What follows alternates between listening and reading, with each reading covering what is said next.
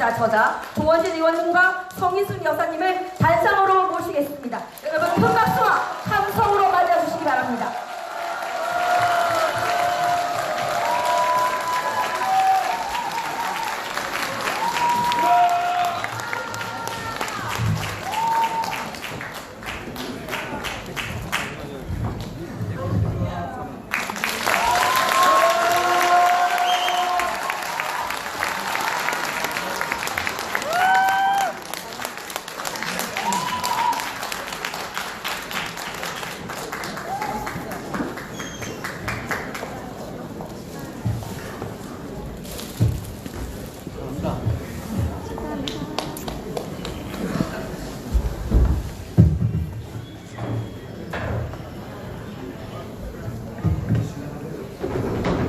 자, 여러분, 오늘 시간 관계상 저자와의 대화 북콘서트를 오늘 맡아서 진행해 주실 명 MC가 또 한 분이 이 자리에 와 계십니다. 서정욱 변호사님께서 함께 나와주십니다. 큰 박수 부탁드립니다.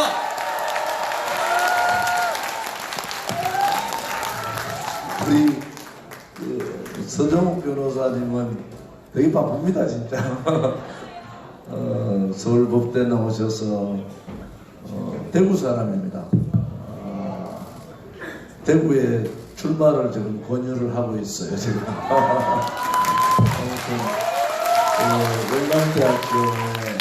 영남대학교 교수도 하시고 지금 우파 농객 중에서 제일 바른 소리 많이 하는 분.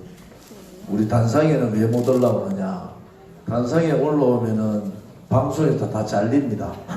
그래서 단상에는 안 올라오시지만은 아무튼 우리 공화당의 법률 자문도 해주시고 개인적으로는 저하고 친동생 같은 아주 정말 가까운 그런 분입니다. 오늘 이제 책이 이렇게 나왔는데 이 책 사실은 2016년 12월 9일 박근혜 대통령께서 국회에서 탄핵 소추될 때 전부 다 여러분 거짓말입니다. 탄핵 소추되는 날 지금 뭐 총리 후보로 뭐 거론되고 있는 정세균이라는 자가 이 일국의 대통령을 탄핵하는데 토론 한 번 못하게 막았어요. 그 다음에 대통령이 탄핵이 뭐 때문에 되는지 탄핵 소추 내용 읽어본 국회의원 거의 없습니다. 거의가 아니고 아마 한 명도 없을 겁니다. 그냥 촛불에 겁먹은 그 인간들이 좌파들은 백년 전쟁을 마무리하려고 백년 전쟁 1912년도에 공산당을 만들잖아요, 레닌이. 그리고 1917년에 러시아 혁명을 완성합니다, 저들이. 그로부터 100년이 지난 동안에 공산주의 때문에 수천만 명이 죽었습니다. 대한민국도 공산주의가 다 심화르고 또 북한까지 완전히 고립되는 그런 상황인데 대한민국의 토착 빨갱이 세력들이 70년을 이를 갈고 이 대한민국 공산혁명을 성공시키려고 2011년, 2016년 박근혜 대통령이 탄핵 소추되는 그 시점에 국회 안에 수도 없는 백년 전쟁 세미나들이 벌어졌습니다. 결국 뭡니까? 국회 안에 토착 빨갱이 세력들이 있다는 겁니다. 공교롭게도 100년 되는 2017년 3월 10일 날 박근혜 대통령께서 거짓 불법 탄핵되는데 이 책은 2016년 12월 9일 대통령께서 탄핵 소추 국회에서 되는 그날부터 시작을 합니다. 이 책 안에 제가 그 글이 나옵니다. 여기 있는 국회의원들이 박근혜 대통령 탄핵소추에 찬성하면은 나라 망한다. 그 책임은 탄핵소추에 있는 여러분들이 져야 된다고 저는 김무성이 유승민을 쳐다보고 바로 마지막 다들 굴종하고 무서워서 마지막 발언조차도 한 명도 안 하고 저 혼자 했습니다. 저 혼자 탄핵소추 본회의장 앞에 있는 외결위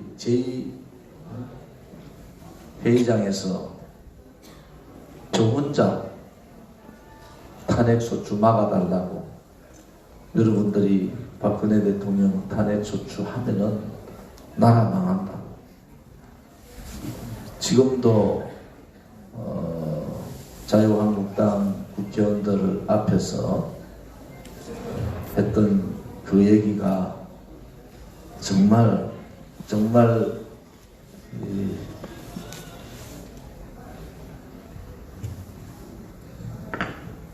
머리에 떠나질 않습니다. 이 책은 지금까지 제가 원래 그 연설할 때 원고가 없잖아요. 그 연설 내용들, 또 제가 했던 얘기들, 중요한 시점마다 했던 얘기들을 정리를 했는데, 원래는 이 책에 한 3배 정도 될 거예요. 한 6권 정도의 분량이 안 되나. 근데 그거를 4번을 줄였습니다. 4번을 줄여가지고, 그래도 도저히 한 권으로는 못 내고 2권을 이렇게 기록을 남겨야 되겠다. 누군가는 지금 재판에 관한 기록은 우리 진실과 정의의 우종창 대기자께서 많이 남기고 계시잖아요. 정치인 누군가는 이 탄핵의 거짓 촛불의 이 원모를 남겨야 되겠다. 얼마나 지금 있는 그 보수를 자처하는 국회의원들이 얼마나 비굴하고 얼마나 대한민국을 팔아먹었는가. 박근혜 대통령을 그냥 탄핵시킨 게 아니고요. 지금 여러분 2년 반 지났지만 박근혜 대통령 탄핵이 아니에요. 대한민국에 대한 탄핵을 그들은 했습니다.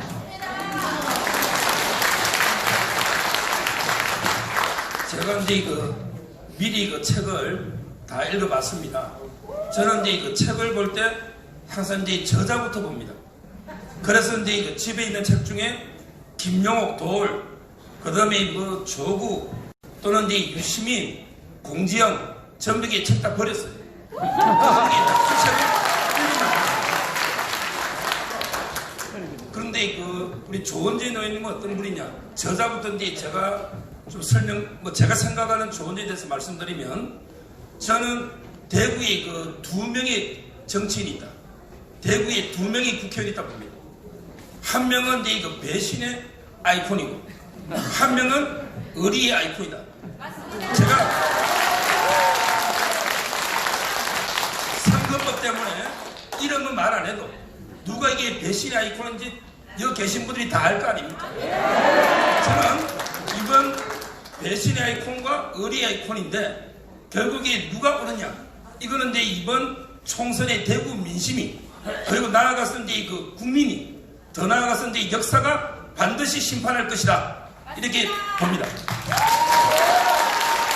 그리고 한 말씀만 더 드리면, 책의 내용은요, 저는 이제 어떻게 읽었느냐? 책의 내용은 오늘 제목은 이제 거짓 촛불 공작, 비밀을 밝힌다. 이건데요. 저는 이제 이거 읽으면서 촛불 쿠데타는 태극기 혁명만이 제압할 수 있다. 맞습니다. 이게 주제입니다. 결국은 그때 촛불 쿠데타, 이걸 이게 어떻게 막겠습니까? 그래서 저는 그 당시 그 진실 중에 4대 거짓말이 있었는데, 4가지 거짓말. 바로 이제 그 정유라 부정입학, 조국이 딸이 부정입학이지 정유라고 이게 잘못된 게 뭐가 있습니까? 아시아권이 정유라에 따서 대학 간 거 아닙니까? 이게 첫째 거짓말이고요. 그 다음에 두 번째 태블릿 PC. 그 당시 최수원 씨가 빨간 그릇이 다 건친다는데 전액이 수정 기능도 없는 거 아닙니까? 진실이 밝혀지는 있다. 두 번째가 이제 이거 태블릿 PC 거짓말이고요. 그리고 이제 이거 세 번째가 K재단 미르재단 그게 뇌물이라고 얼마나 떠들었고 그때 이사장이 뭐 최서원 씨 마사지사 아니냐 이게 김의겸이라고 대변인 했던 이런 게 자가 한 말 아닙니까? 이게 세 번째 거짓말이고 그리고 이제 마지막 거짓말이 끝판왕이 세월호 거짓말 아닙니까? 세월호 이게 박 대통령이 얼마나 고생하고 제대로 대처했습니까? 그런데 별의별 거짓말로 왜곡했지 않습니까? 이 책을 보면 모든 진실이 하나하나 드러나기 때문에 저는 이 책을 정말 자유우파 국민들이 반드시 읽어야 된다 이렇게 봅니다.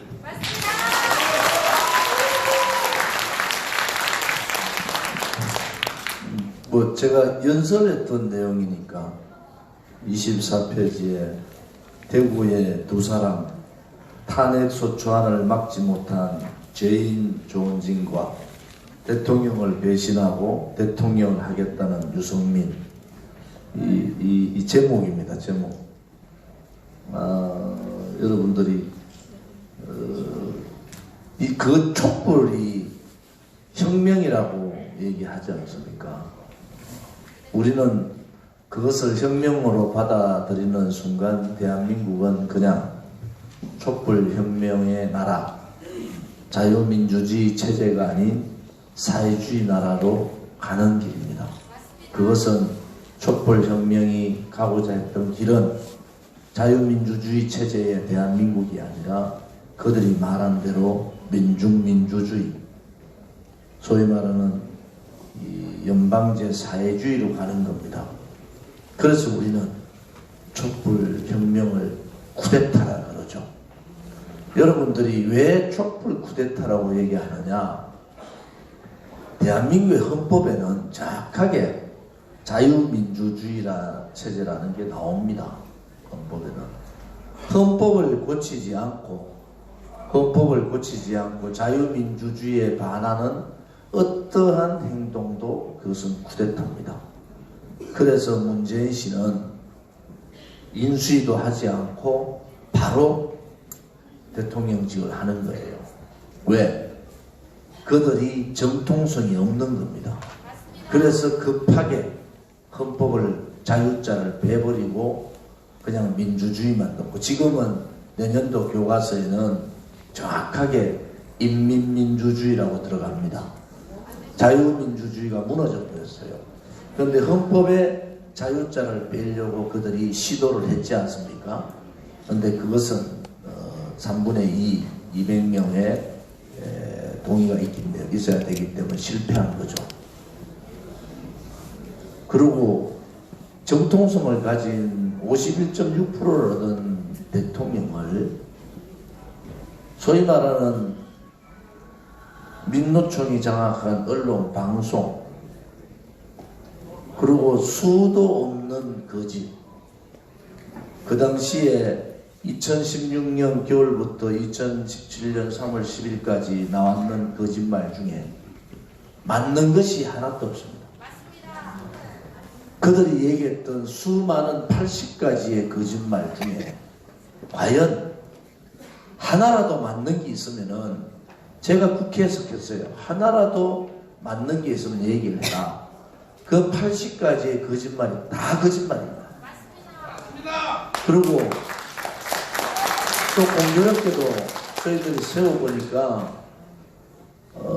패널로 나왔는 한 80명의 패널들이 다 거짓말했습니다. 그건 무엇을 의미하느냐? 이것은 거짓이에요. 그래서 제가 거짓 촛불이다. 국민의 눈을 속이고 죄 없는 대통령을 국정농단이라는 얘기로 그냥 올가미 세워가지고 탄핵소추, 탄핵까지 그리고 감옥에 이신강금까지 지금 처리 감옥 가신 지 1000일.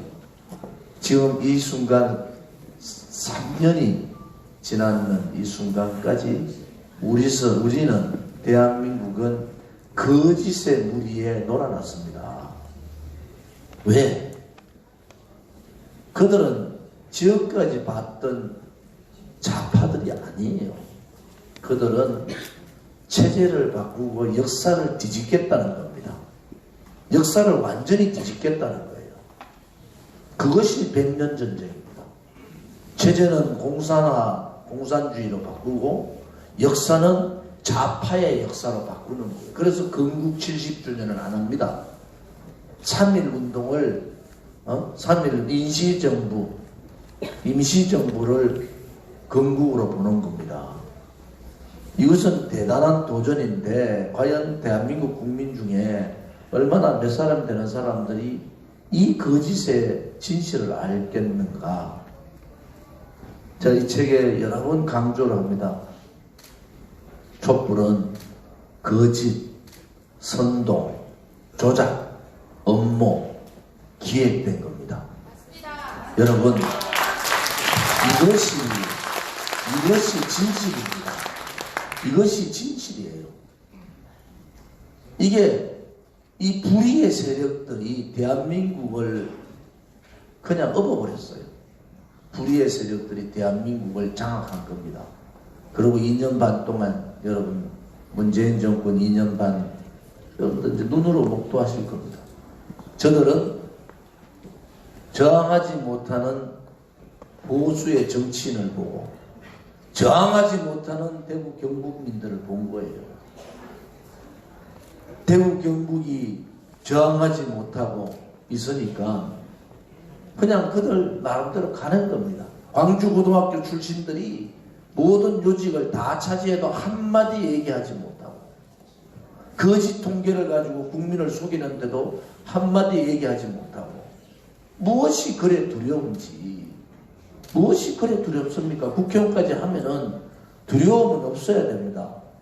오늘 나가서 총을 맞고 죽어도 할 얘기는 해야 되는 거예요.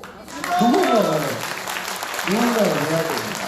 제가 어제 MBN의 판도라 2시간 반 녹화를 하는데요. 월요일날 9시 반에 판도라가 1시간 반짜리 나옵니다. 여러 얘기를 많이 했는데요. 꼭 보셔야 돼요. 왜냐 그랬더니 자기들 어디서 들었는가 봐. 야, 조은진 의원이 어디 유튜브 나가면은 동시 시청이 1만이 된다 하더라. 동시 시청 1만은 대단한 거예요. 그러니까 이제 월요일날 판도라가 보고 판도라 보는 숫자가 확 늘어나면 판도라가 저를 또 부를 거 아닙니까?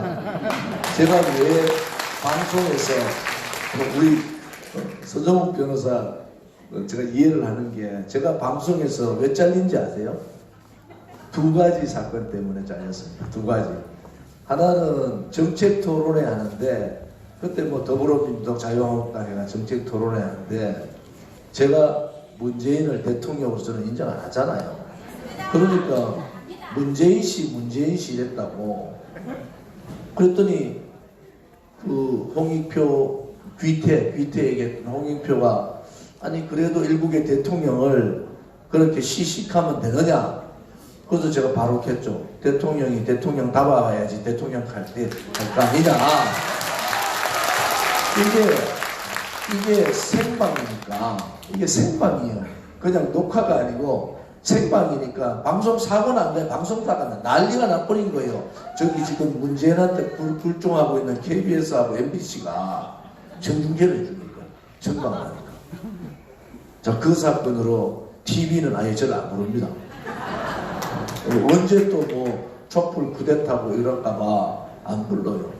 한 번은 CBS에서 라디오 생방을 불렀어요. 뭐 국정감사 하다가 제가 탁 받았는데 작년에 재작년인가 받았더니 뭐 묻더라고. 그래서 제가 제일 나중에 뭐라 할 줄 아세요?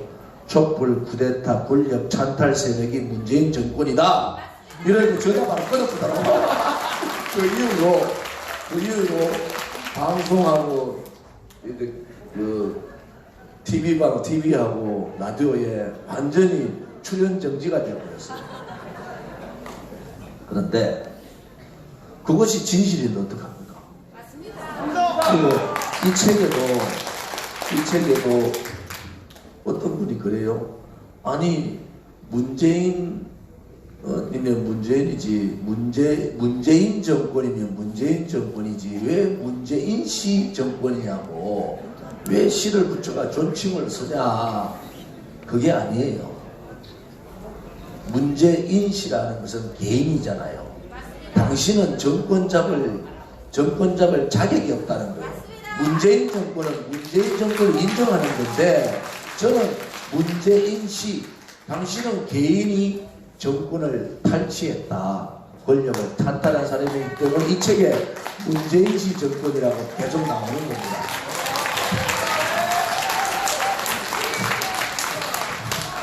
제가 근데 아까 조금 전에 자유에 대해서 말씀하셨는데 조금 전에 그 국기에 대한 명세를 하면서 정말 제 마음이 울컥해요. 국기에 대한 명세를 보면 나는 자랑스러워 태극기 앞에 그 다음에 노는 게 자유롭고 정의로운 대한민국. 자유하고 이제 정의가 노잖아요. 근데 이 모든 자유 정의를 말살하는 게 바로 문재인이 아니냐. 이렇게 지금 이 좌파 정권은 개헌마다 이게 헌법에도 자유를 빼고 좀 있으면 이게 국기에 대한 맹세에도 자유를 뺄 이런 이게 정권이 아닌가. 그래서 자유는 프리덤 이즈 낫 프리. 자유는 이게 거저 주어지는 게 아니고 피땀으로 이렇게 지켜야 되는 거예요. 그래서 제가 이 책을 보면서요 보니까 이 의원님이 뭐 상당히 대한애국당부터 우리 공화당까지 그런 그 창당 과정의 모든 역사가 책에 다 나오거든요. 이걸 읽으면서 정말 우리 공화당의 역할이 뭘까? 이걸 많이 이제 고민을 하게 됐습니다. 저는 우리 공화당의 역사적 사명이 3개가 있다고 봅니다. 첫째는 자유민주화 시장 경제를 지킬 수 있는 유일한 정당이다. 결국 이제 한국당처럼 이런 기회주의적 처신 가지고는 제대로 이렇게 지킬 수가 없다. 제대로 이렇게 된 우파의 가치, 자유민주화 시장 경제를 지키는 유일한 정당이다. 이게 첫째 역할이고요. 그 다음에 두 번째 우리 공화당의 역할은 박근혜 대통령의 어떤 구출, 그 다음에 명예회복, 역사적인 법정에서 승리를 이끌 수 있는 또 유일한 정당이다. 이게 두 번째 역할이고. 그리고 이제 이거 마지막으로 세 번째 우리 공화당의 역사적 사명은 바로 이제 이거 문재인 정권을 끌어내리고 문재인을 서울구치소에 보낼 수 있는 유일한 정당이다.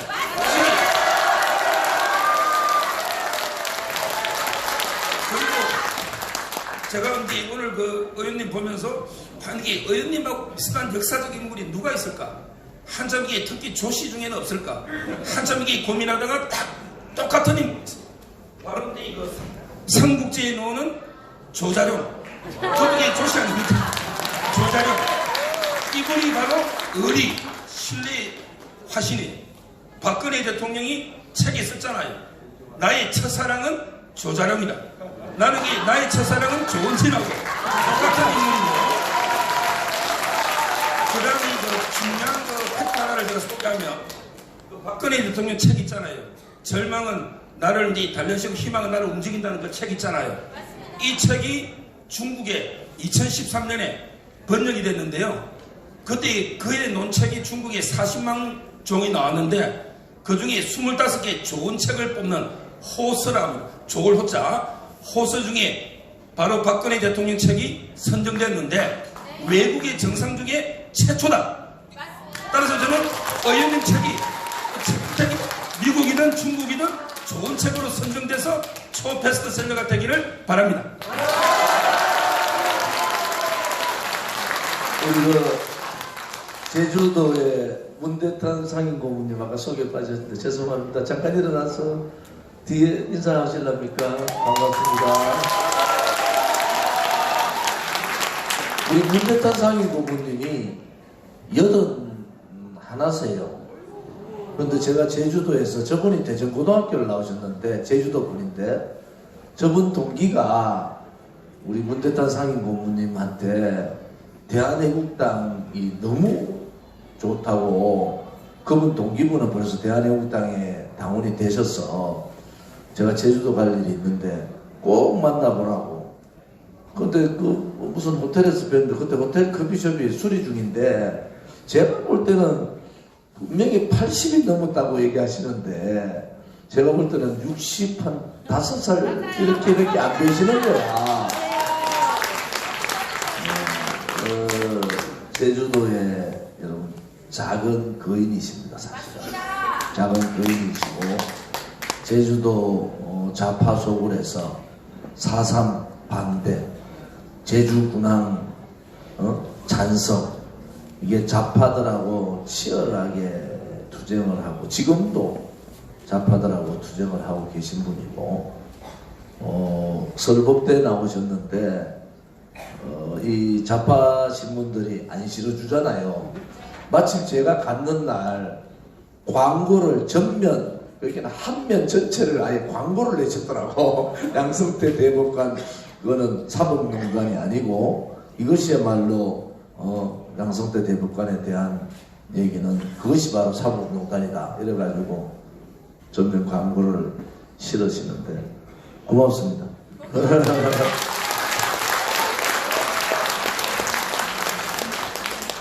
땅을 제주도 땅을 주셔가지고 우리 공화당에 요즘 돈 없는데 그거 팔아가지고 잘 쓰고 있습니다. 작은 금액이 아니고 큰 금액을 주셨는데 제가 지금 여기 보면 이제 채무위 우리 달서병의 상임 고문님부터 이제 특보 김시종 특보단장님, 박노칠, 배민규 특보단장님 해서 우리 공화당의 달서병에 이제 당직자들이 계세요. 우리 구상모 전 의원님도 계시고 있는데 제가 9년 동안 이분들하고 한 달에 한 번 회의 또 여러 가지 집회 뭐 이런 걸 하면서 제가 이런 말씀을 드렸어요. 박근혜 대표께서 대통령이 되실 거고 또 대통령 되시기 전도 많은 사람들이 박근혜 대통령 주변에 있을 겁니다.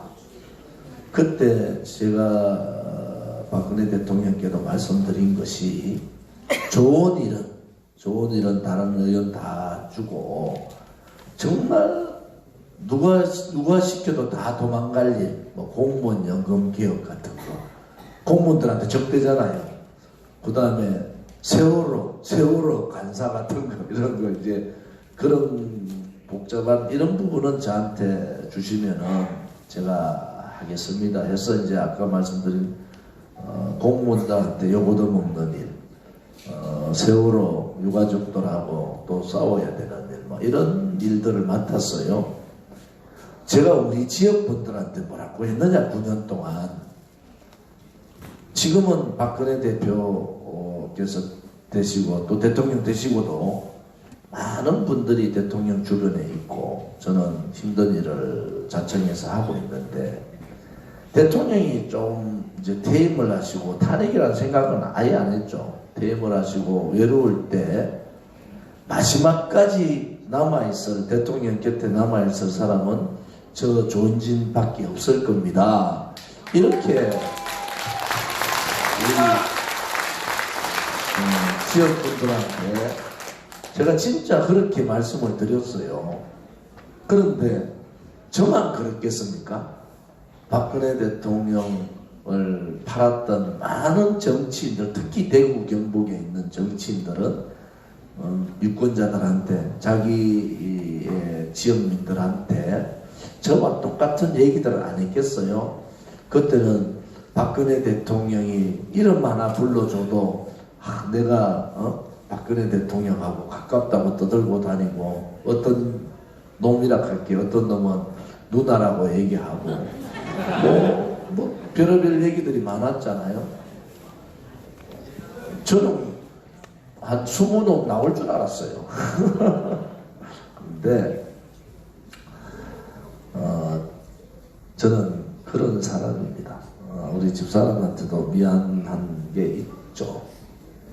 제 아버님이 72에 돌아가셨어요. 한 16년 전에 돌아가셨는데 그때 저희 아버님이 사업을 대단히 크게 했어요. IMF 때문에 회사 4개 중에 3개를 날렸지만은 그때 제가 중국에 있을 때입니다. 중국에서 제가 잘 나갈 때예요. 대우의 부장으로. 그런데 갑자기 오셔가지고 50억을 주시겠다는 거예요. 50억을 저한테. 그리고 중국의 건공이라는 건설회사하고 MOU까지 체결했어요. MOU. 레미콘 회사를 체결했는데 장비로 25억을 주고 현금으로 25억을 주겠다고 하셨는데 그때 제가 34살, 4살 때인가? 5살 때인가? 제가 그 황병태 의원하고의 의리 때문에 1시간도 생각 안 했어요. 그냥 아버님 저 이 돈 안 받고 제가 약속한 대로 아버님한테 제가 중학교 때 약속을 했어요. 아버님 돈 안 받겠다고. 그러고 우리 아버님하고 2년 절교합니다. 2년. 그러고 우리 아버님 IMF 때 그 많던 재산 다 날려버렸잖아요. 그러니까 얼마나 이 아들이 얼마나 믿겠어요. 그때 그냥 돈 받아고 있었으면 IMF 뿐만이 아니라 엄청나게 큰 회사가 됐을 텐데 그거 다 그냥 버렸죠. 우리 자영 저 뒤에 자영이 있는데 아버님 돌아가시고 동생이 아버님 가업을 이제 회사 하나 남은 가업을 하고 있어요. 이걸 뭐 짜게 가지고 재산을 나눠야 되니까 우리 자영이나 누나나 다 찾아가서 3일 만에 사모 지내자마자 형제간들이 재산 포기 다 하고 동생한테 다 줘버렸어요. 그렇게 인생을 저는 그래 산 것 같아요. 그렇게 그러고 나니까 아무튼 명절 되면은 형제간들 다 옵니다. 조카들까지 명절 되면은 제가 장남의 장손이니까 제가 이 말씀을 왜 드리느냐, 욕심이 없습니다. 사실 제가 정치를 하지만은 대통령께도 제가 말씀을 드렸어요. 욕심이 없다고.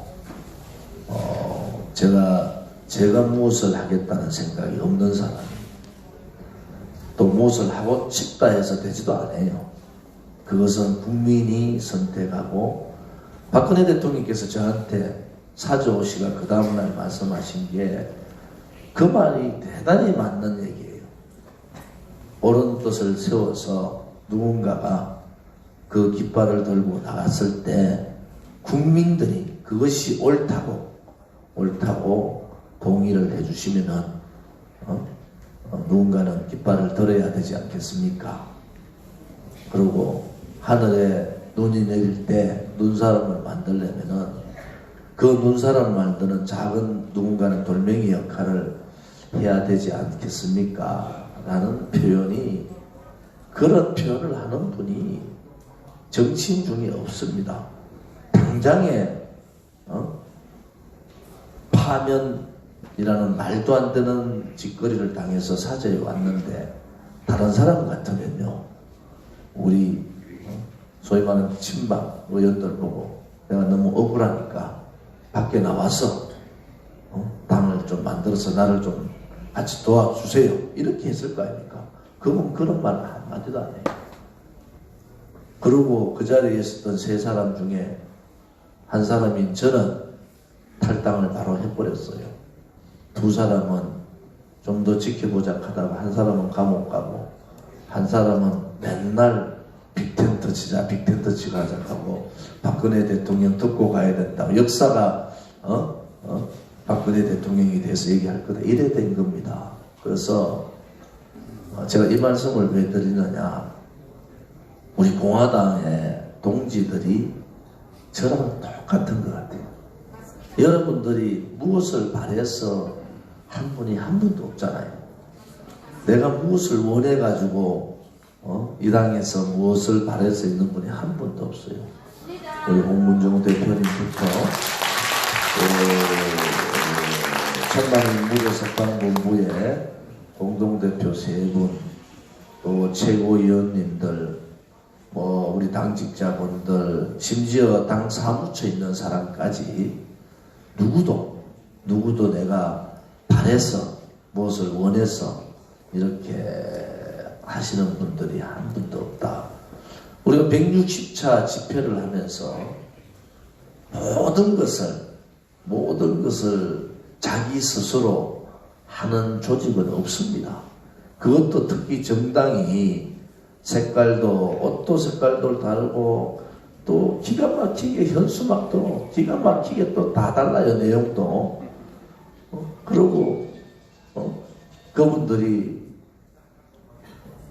경남에서 새벽 4시, 5시에 차를 타고 서울 올라와서 다시 경남 내려가면은, 부산을 내려가면 새벽 1시에 도착하는데도 한 번도 빠짐없이 수만 명이 모이지 않습니까?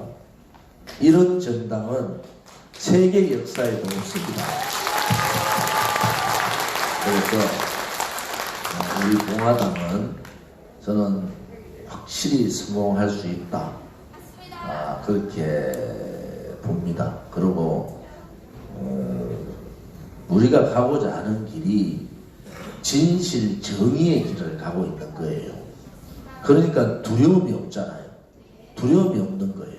만약에 우리가 우리의 사적인 것을 챙긴다든지 조금이라도 하면은 두려움이 앞서는데, 우리는 두려움이 없고 먼저 희생을 해야 되겠다는 생각밖에 없는 그런 동지들의 얘기도 이 책에 많이 들어가 있습니다. 우리 동지들이 활동하는 모습들, 이런 것도 많이 했는데, 아무튼 이 책은 기록으로 남겨야 되는 일들이 너무나 많고, 그래서 기록을 꼭 남겨야 되겠다라는 생각에서 그동안에 제가 연설했던 내용들을 조금 정리를 해서 냈는데, 꼭 한번 읽어보십시오. 왜 이 촛불이 거짓인지, 왜 이 촛불이 정말 망해야 되는가, 왜 박근혜 대통령을 구출해야 되는가, 왜 그분은 그 서청대에 계시면서 한 말씀도 하지 않을까. 여러분들, 박근혜 대통령은 박정희 대통령 각하의 따님이에요. 박정희 대통령 각하의 따님입니다. 저렇게 쓰러지지 않습니다. 그분이 당당하게 우리 앞에 서실 것이고, 우리 앞에 서셔서는 우리 공화당의 제1호 당원으로 모시고, 이 토착 발갱이 세력들, 민중민주주의 세력들, 친북 세력들하고 싸울 수 있는 유일한 분이 박근혜 대통령 한 분밖에 없습니다. 제가 이제 이 책을 쭉 읽어보니까요, 정말 그 박근혜 대통령 그 의혹 있잖아요. 말씀도 많이 소개되어 있는데, 저는 항상 말하지만 이제 우리 해방 이후에 3대 명언이 있다. 3대 명언. 첫째는 이제 그 초대 건국 대통령 이승만 대통령이 뭉치면 살고 흩어지면 죽는다. 이게 첫째 명언이고, 그 다음에 두 번째는 부국, 나라를 이렇게 부강하게 만든 박정희 대통령에 잘 살아보세요. 제가 기념관 가보면 가난은 나라만이 구할 수 있다. 이런 신념으로 부국, 이게 두 번째 명언이고, 그리고 이제 이거 마지막 세 번째 명언이 박근혜 대통령이 사제에 돌아가시면서 하신 말 있잖아요. 시간은 걸리지만 언젠가 진실은 밝혀진다. 이게 3대 명언으로 봅니다. 근데 그 진실은 이게 뭐 탄핵을 묻고 가고 그들에게 가만히 있으면 진실이 저절로 밝혀집니까? 진실은 밝히기 위한 이게 투쟁과 노력이 있어야만 진실이 밝혀지는 거지, 저절로 밝혀지는 게 아니다 말이에요. 근데 조원진 의원님, 제가 책을 보면서 저는 이제 그 역사의 조물주 사마천이 그 사기를 쓰면서 서문에 쓴 거 있잖아요. 이게 계속 떠오르더라고요. 그 남자로서 목숨보다 더 치욕스러운 궁형을 당하면서도 사마천이 자살하지 않고 왜 사기를 썼습니까? 그게 바로 전사불망, 지나간 일을 잊지 않는 것이 후사사해라. 뒤의 일에 서성이 된다. 결국 이 그 과거의 일을 잊지 않고 전사불명 후사사 서성이 된다. 이게 사마천이 사기 서문에 쓴 글인데, 제가 근데 그 조원진 책을 보니까 물론 그 탄핵에 관한 책이 많죠. 법조인의 시각에서 최명성이나 뭐 도태호나 여러 쓴 사람도 있고, 김평우 변호사나 또는 이 언론인의 관점에서 뭐 우종창 기자님이나 쓰신 분들이 많은데, 제대로 이 역사의 현장에서 정치인이 제대로 쓴 책은 조원진 책이 유일하다, 이렇게 저는 보고요. 이 책이, 조원진님의 책이 정말 사마천이 사기처럼 역사가 이 붓으로 세상을 밝히는, 사당에 있는 그 사필소세라고 사마천이 그 사기에 새겨진 글귀입니다. 사필소세, 역사의 붓으로 세상을 밝히는. 그래서 저는 조원진의 책이 정말 정치가의 붓으로 세상을 밝혀서 박근혜 대통령이 말한 진실은 밝혀지는데 아주 이제 일조하기를 진심으로 바랍니다.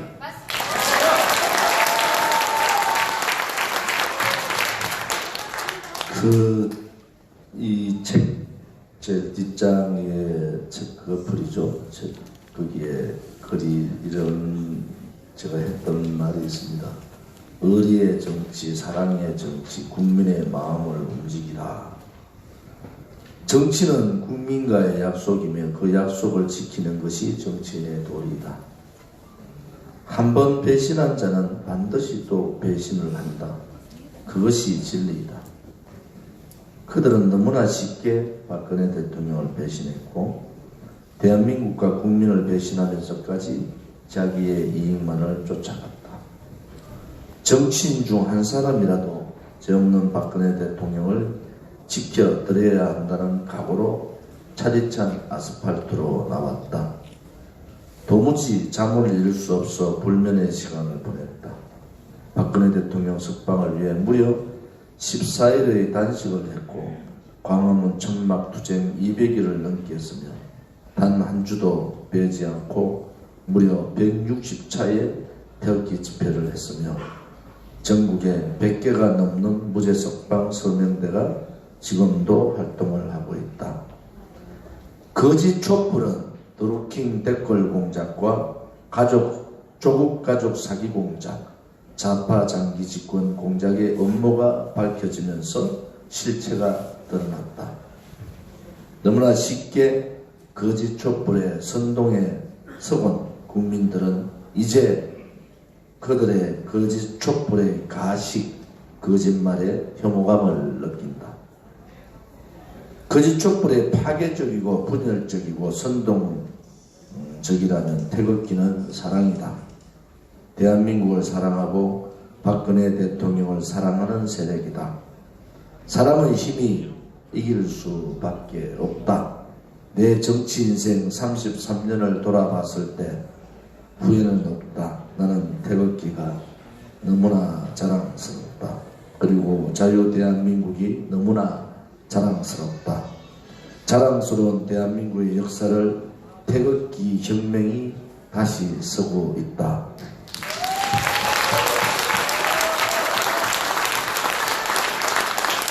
오늘 유동학 원장님 오셨어요? 대단히 유명한 분인데 여러분 박근혜 대통령이 52년 2월 2일 생이잖아요. 오늘 아세요? 제 이제 비밀번호 내일 바꾸려고 해요. 제가 지금까지 비밀번호를 520202로 썼어요. 이게 알려줘서니까 바꿔야 됩니다, 이제. 박근혜 대통령 52년 2월 2일이 음력 1월 7일입니다. 공교롭게도 유성민도 음력 1월 7일이에요. 저 조원진도 음력 1월 7일입니다.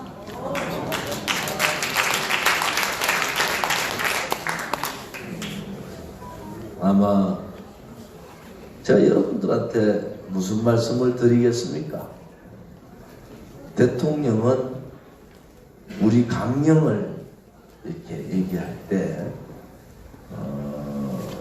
우리 대한민국당 강령에는 박근혜 대통령 구출이라는 용어가 들어가 있습니다. 그런데 우리 공화당 강령에는 박근혜 대통령에는 얘기가 다 빠졌잖아요. 그것 때문에 또 우리 당이 난리가 났어요. 야, 조진이가 벌써 박근혜 대통령을 묻으려고 그러냐.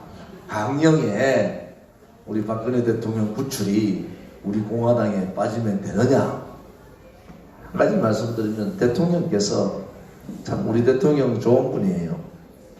제가 감옥에 있지만은 그래도 아직 살아있지 않습니까?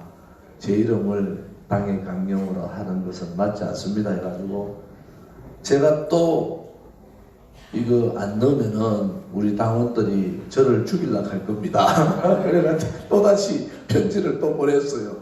완고하셔서 우리 공화당 강령에는 박근혜 대통령 이름이 빠졌지만 그래도 대통령의 그 마음을 보면서 역시 이분은 잠시 아마 고난을 겪고 계시지만은 부활하신다. 그리고 대한민국을 소위 말하는 토착 빨갱이 세력들을 몰아내고 얼마 멀지 않아 2,500만 북한 주민을 해방시켜서 자유통일을 이루실 거다. 그런 확신을 갖고 있는 거죠. 그런 확신을 가지고 우리 공화당 당원답게 멋있게 투쟁하고 또 멋있게 싸워야 됩니다. 원래 싸움은 이제부터 시작이라는 이걸 하고 거짓 촛불 공작의 비밀을 밝히나 이 두 가지를 가지고 제목을 뭘로 정할까 이렇게 고민을 많이 했습니다. 사실은.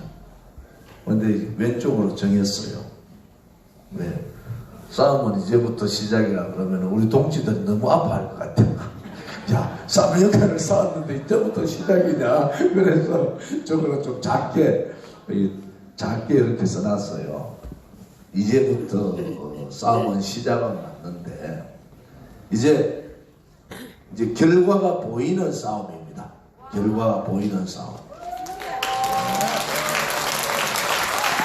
지금 돌아가는 상황이 어제 제가 판도라에서도 얘기를 했는데요. 이게 예산안 통과를 보면서 저는 이 사람들이 연방제 개헌이 힘드니까 또 내각제를 바꿔가지고 이렇게 해보려니까 좀 개헌 숫자가 안 되니까 야, 가장 나쁜 내각제를 하는구나. 가장 나쁜 내각제가 뭐겠습니까? 국회를 장악하고 4+1이 그거예요. 연정이잖아요. 연정이 내각제예요. 4+1에 대통령이 임명하는 국무총리를 넣는 거예요. 내각제는 제1당이 국무총리를 하면서 국무총리를 하고 총리를 하면서 이 대통령하고의 서로 견제를 하는 건데 이 사람들은 그렇지 않게 좌파들끼리 모여가지고 이제 국회를 장악하고 그게 가장 제왕적인 내각제를 하는 겁니다. 대통령 권한을 그대로 두면서 국회의 권한을 없애버리고 국회를 본인들하고 이념이 다른 제1당은 뒤로 물려버리고 전라도 중심, 다 전라도 중심입니다. 손학규, 거기 바른미래, 유승민 이쪽 빼고 나면 다 호남 중심 사람들이에요. 그 다음에 지금 박지원하고 합쳐가지고 호남 신당 하나 만든다는 거예요. 그 다음에 정의당, 그리고 더불어민주당, 이렇게 만들어요. 그러니까 이제 꼼짝 못하게 되는 거예요. 꼼짝 못하게. 왜? 국회를 완전히 좌파 정당 국회로 완전히 가버렸습니다. 월요일, 화요일 날 지금 통과되면은 이제 국회는 자유민주주의 국회가 아닙니다. 호남 중심 민중민주주의자들, 사회주의자들, 반미주의자들이 제1당이 되든 제2당, 제1야당이 되든 제2야당이 되든지 간에 이제는 그들끼리 150석을 넘겨가지고 정권을 마음대로 한답니다. 김대중 대통령 때 그 당시에 이해창 총재가 강력한 총재였잖아요. 그런데도 우리 이규택 대표님 말씀대로 36명 빼갔습니다. 저는 보는 시각이 달라요. 지금 다음 총선은 155대 145 싸움이에요. 좌파 연정이 155가 되든 145가 되든 우파 연대가 그것도 연대가 잘 됐을 때 155나 145가 됩니다. 그러면 뭐합니까? 저는 9월달 6월 선거 4월 선거 치러서 9월달 정기국회 가기 전에 한 30명 빼간다고 보는 사람이에요. 그것이 문재인 정권입니다. 여러분들이 그냥 어설프게 막 통합해가지고 우리가 과반수는 이겨야 될 거 아니냐 이 차원이 아닙니다. 그래서 제가 하는 소리예요. 이 정권하고 목숨 걸고 싸울 수 없는 사람은 미안하지만 20대 국회는 21대 국회는 들어오지 말라는 거예요. 21대 국회는 문재인 정권이 그런 정권입니다. 자, 공수처 문제는 여러분들 이제 다 잘 아시지만은 문재인 정권이 권력 누수 현상이 대단히 빨리 왔어요. 권력형 게이트가 대단히 빨리 온 거예요. 조국, 유재수, 드루킹, 그죠? 그 다음에 선거공작, 울산 선거공작, 드루킹 여론공작, 그 다음에 유재수 금융농단 공작, 이 빨리 온 거예요. 줄줄이 줄기세포 나오듯이 이제 막 나올 뿐인데, 우리 서정욱 변호사 전문가시지만은 이제 공수처 설치되면은 권력형 게이트 검찰에서 못 다룹니다. 자기 입맛에 맞는 민변 사람들 넣고 경찰도 넣을 수 있어요. 공수처에. 공수처장 자기 사람 넣고 이제는 게이트 다 묻어버립니다. 그러면 언론방송이 민노총에 장악된 언론방송이 그것을 캐겠습니까? 자, 이 정도가 이제 되면은 나라는 끝난 거잖아요. 대한민국 끝난 거예요. 그런데 나라가 이제 완전히 무너지는 것은 왜? 자유민주주의의 상권 분립이 무너지는 거예요. 권력 잡은 자가, 그것도 빨간 색깔의 권력 잡은 자가 행정, 입법, 사법을 다 아우러집니다. 입맛대로. 우파 정치인 감옥 다 보냅니다. 떠드는 사람은. 그래서 제가 이 난국을 어떻게 이겨야 되느냐. 이거는 나라가 망국이에요, 망국. 자유민주주의 체제가 완전히 무너지는 겁니다. 제가 자유한국당 의원들한테 그저께 3일 전부터 하소연을 합니다. 자, 봐라. 이 두 가지 법 때문에 나라는 완전히 무너진다. 내가 텐트 치고 19일째 우리 연수 갔던 하루 빼놓고 18일째 바깥에서 자는데 너가 108명 국회에다가 108개의 텐트를 쳐라. 그러고 바로 단식 들어가라.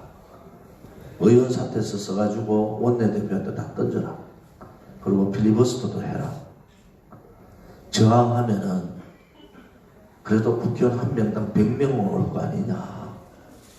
그러면은 너가 10,000명 오고 우리 공화당 10,000명 20,000명이라도 국회를 에워서고 이게 국회를 장악해야 된다. 왜? 가만히 있으면 나라는 망하는 거예요. 나라는 망하는 거예요. 보수의 성지고 우파의 성지라는 대구 사람들이 이걸 아느냐는 거야. 대구 사람들 너무한 거예요. 예산이 53조가 늘었는데 대구 예산은 하나도 안 늘었습니다. 하나도 안 늘었어요. 대구의 인사 문제는 인사 검증하는 쪽에서 아예 테이블에 올리질 않습니다. 자기들하고 코도 맞는 사람 가물에 콩나듯이 대구 경북 사람 올려요. 광주가 그랬으면은 광주는 벌써 폭동 났습니다. 폭동. 아직도 대구 사람은 나라가 다 망했는데 이 두 가지 폭동과 다 망하는데 그냥 있어요. 그건 왜 그런가? 정치인입니다. 대구에 구의원, 시의원, 국회의원, 구청장, 시장 이 사람들이 입 다 닫고 있어요. 나라 다 망하고 난 다음에 시장도 하면 뭐하고 국회의원도 하면 뭐하고 시의원도 하면 뭐합니까? 여러분 제가 오늘 하는 얘기를 정말 심각하게 받아야 된다. 제가 바보입니까? 그 바깥에 이 추운 날 저도 아침에 일어나면 얼굴이 이래 부어요. 바깥에서 자면은. 그런데 지금 19일째 밖에서 자고 있는 이유는 저항하지 않으면 대한민국은 그렇게 망해가는 겁니다. 그렇게 망하는 거예요. 그래서 오늘 이 대구에서 태극기 집회를 한 것은 대구가 깨어나야 됩니다. 대구 경북이 깨어나야 돼요. 그들이 가장 두려워하는 것이 대구 경북이고 대구 경북에 박근혜 대통령이 만약에 나와서 이 진실 정의 투쟁을 대구 경북에서 불을 붙이기 시작하면은 이 좌파 빨갱이 토착 빨갱이 놈들은 잡을 수가 있습니다. 대구 경북이 낙동강 전선에서 목숨 걸고 지켰듯이 마지막 남아있는 이 TK 소위 말하는 대구 경북이 일어나야 됩니다. 여러분들 세대를 위해서 일어나는 소리가 아니에요. 제가 잘 쓰는 용어가 있잖아요. 여러분의 아들, 딸, 손자, 손녀를 위해서 대구 경북이 분연히 일어나서 이 토착 빨갱이 세력들하고 싸워야 됩니다. 안 그러면요, 안 그러면은 그냥 그렇게 넘어가는 겁니다. 우리는 너무 눈에 보이잖아요. 너무 이번에 예산 보십시오. 예산 자유한국당 예결위원장이 자유한국당인데도 빼버리지 않습니까? 이거는 우리가 한 번도 경험하지 못한 가장 악질적인 좌파 독재의 시대로 간 겁니다. 저항하지 않으면은 이 좌파 독재의 시대가 20년 갈지 30년 갈지 그 중간에 연방제 사회주의 만들어가지고 한반도를 사회주의 국가로 갈 가능성이 대단히 높습니다. 이것을 막을 수 있는 것은 국민저항권밖에 없고 그것을 막을 수 있는 국민저항권에 불을 붙일 수 있는 것은 대구 경북밖에 없어요.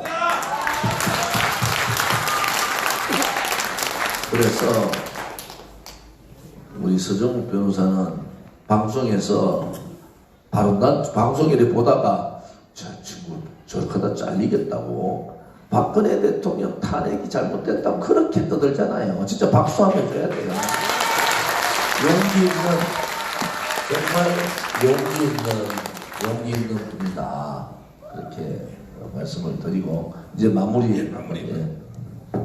의원님의 그 말씀 중에 대한민국이 그 망국의 길로 가고 있다. 저도 이게 동의하고요. 정말 완전하고 검증 가능하고 돌이킬 수 없는 이게 바로 CBID입니다. 북한 핵이 CBID가 아니고 대한민국이 문재인에 의해서 완전하고 검증 가능하고 돌이킬 수 없는 망국의 길로 가고요.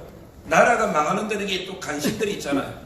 옛날에 을사오적이 있었고 그 다음에 탄핵 때 김무성이나 유승민처럼 탄핵의 오적이 있었고 지금 저는 이게 대한민국이 망하는데도 망국 오적이 있다 봅니다.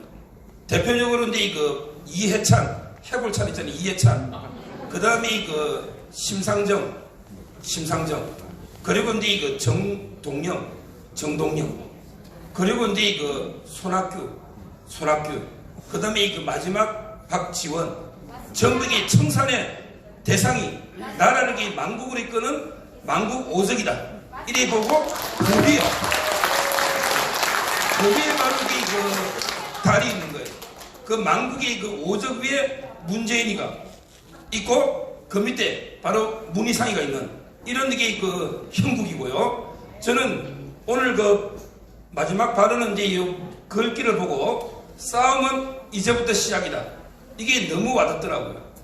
항상 제가 방송에서 말하지만 박근혜 대통령한테는 세 개의 법정이 있다. 첫째 법정은 현실 재판했던 헌재라든지 이게 바로 현실 법정이고요. 그 다음에 두 번째는 정치의 법정이 있고요. 그 다음에 마지막으로 역사의 법정, 세 개의 법정이 있는데 저희가 안타깝게도 이제 그 첫 번째 법정 헌재나 재판에서는 이게 졌지만 그럼 왜 그러냐? 바로 이제 그 좌파들이나 또 이게 비열한 우파들이 가짜뉴스 있잖아요. 그리고 이제 그 60명이 넘는 배신자 국회의원들 있잖아요. 그리고 이제 그 광장의 촛불에 불타버린 죽은 법치 있잖아요. 헌재 재판관 8명, 8대0. 이런 것 때문에 1차적인 법정은 비록 안타깝게 졌지만 그러기에 싸움은 이제부터 시작입니다.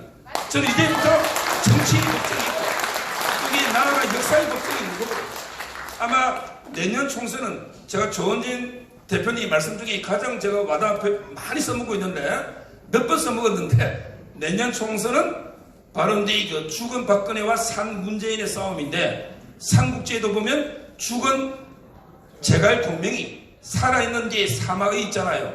사마중달을 이렇게 이기지 않습니까? 저는 박근혜 대통령 싸움도 투쟁도 이제부터고 내년 총선은 박근혜 대통령 대 가짜 문재인의 싸움이에요. 근데 이 싸움은 박근혜 대통령이 이길 수밖에 없고 그 선봉에 우리 공화당이 있다. 저는 우리 공화당이 우파 혁명으로 상당히 그 선거 기적을 일으킬 걸로 생각을 하고 그리고 이제 마지막으로 가장 중요한 것은 역사의 법정 아니겠습니까? 역사의 법정. 이제부터 지금 여론조사에 보면요. 과거하고 이게 완전히 틀립니다. 옛날에는 이게 뭣도 모르고 가짜뉴스 속아서 하던 게 진실이 조금씩 밝혀지니까 오죽하면 이게 최성원 씨도 지금 이게 진실이 밝혀지면서 오히려 이게 안민석이나 다 공격해서 고소해서 이게 인광고로 다 처벌될 상황이거든요. 저는 머지않아서 박 대통령이 우리나라 역사상 유일하게 51.6%로 과반을 얻은 대통령 아닙니까? 따라서 저는 탄핵의 진실도 이제는 민심이 국민들이 깨어나는 거예요. 국민들이 깨어나면서 정말 역사의 법정에서도 최후의 승자는 박근혜 대통령이다. 이렇게 마지막으로 말씀드립니다.